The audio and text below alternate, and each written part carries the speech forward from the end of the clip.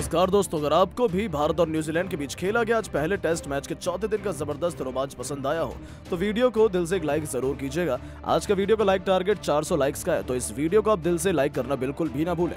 दोस्तों, आप तो जानते ही हैं कि भारत और न्यूजीलैंड के बीच T20 सीरीज का पहला मुकाबला बेंगलोर के एम चिन्नास्वामी स्टेडियम में खेला जा रहा है, जिसका पहला दिन बारिश के कारण धुल जाने के बाद दूसरे दिन टीम इंडिया केवल 46 रनों पर निपट गई, तो तीसरे दिन न्यूजीलैंड की टीम ने भारतीय गेंदबाजों की धज्जियां उड़ाते हुए 10 विकेट खोकर 402 रनों का स्कोर खड़ा किया। तीसरे दिन ही भारत को एक बार फिर बैटिंग करने का मौका मिला और टीम इंडिया ने अपने 3 विकेट खोकर तीसरे दिन का खेल खत्म होने तक 49 ओवर में 231 रन बना लिए।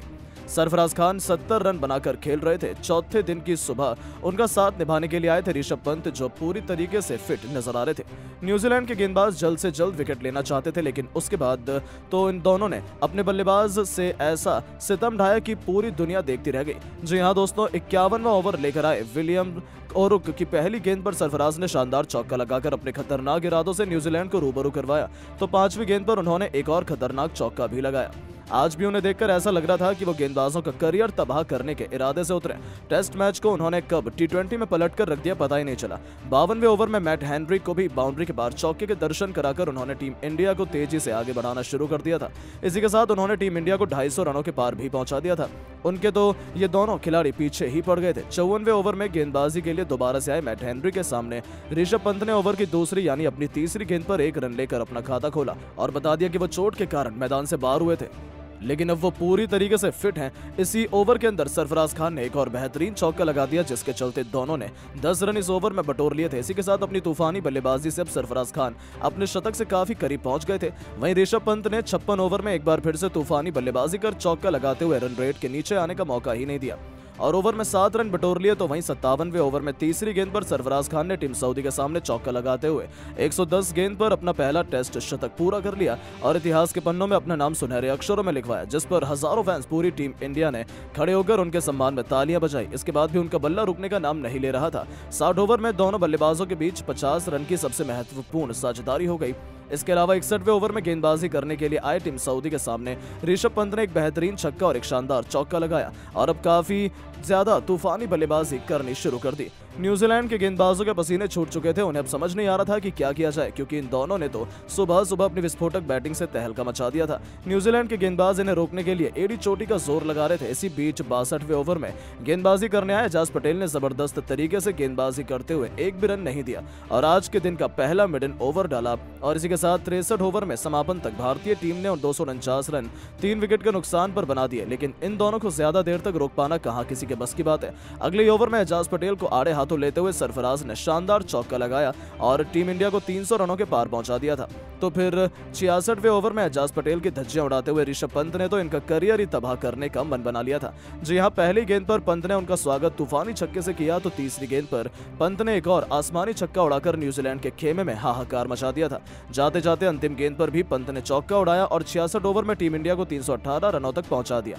पंत ने भी अपनी शानदार 50 पूरी कर ली थी। दोनों के बीच 100 रनों से भी अधिक की पार्टनरशिप हो चुकी थी, जिसके दम पर टीम इंडिया ने मैच में तगड़ी वापसी की थी। उनकी धाकड़ बल्लेबाजी से 71 ओवर में टीम इंडिया 344 रन बना चुकी थी, लेकिन तभी मूसलाधार बारिश आई और मैच को रोक दिया जाता है और मौसम खराब होने की वजह से फिर लंच भी ले लिया गया। लेकिन दोस्तों, बारिश बहुत जोरदार हो रही थी, यहाँ तक कि मैच तो शुरू ही नहीं हो पा रहा था। न्यूजीलैंड की टीम तो खुश हो गई थी, उन्हें लगा था कि अब तो ये मैच ड्रॉ हो जाएगा और भारतीय क्रिकेट टीम ये मैच जीत नहीं पाएगी। लेकिन दोस्तों, उनकी किस्मत इतनी अच्छी भी नहीं है। बहुत जल्द करोड़ों हिंदुस्तानियों की दुआओं का असर हुआ और दोबारा से मैच को शुरू कर दिया गया और मैदान में आते ही केवल चौथी ही गेंद पर पंत ने रविंद्र को निशाना बनाते हुए एक और तूफानी छक्का लगाया और जहां छोड़ा था वहीं से इस इनिंग की भी शुरुआत की।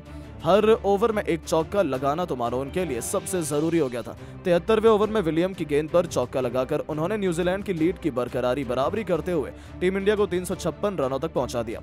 तो अगले ओवर में इस बार एक बार फिर से पंत ने ही रविंद्र को दोबारा चौके के लिए भेजा और न्यूजीलैंड पर बढ़त बनाना शुरू कर दिया था। जहां 74 ओवर में टीम इंडिया ने 364 रन बना लिए थे। टीम इंडिया की लीड अब 18 रनों की हो गई थी। जहां एक समय था कि टीम इंडिया 99% ये मैच हार गई है, तो वहीं अब टीम इंडिया 99% इस मैच की जीत की तरफ बढ़ रही थी। इसे कहते हैं असली पलटवार, जिसने न्यूजीलैंड की आंखों में तो आंसू ला दिए थे। उन्हें समझ नहीं आ रहा था क्या किया जाए। दोनों तरफ से ये दोनों बेदर्दी से गेंदबाजों की कुटाई कर रहे थे।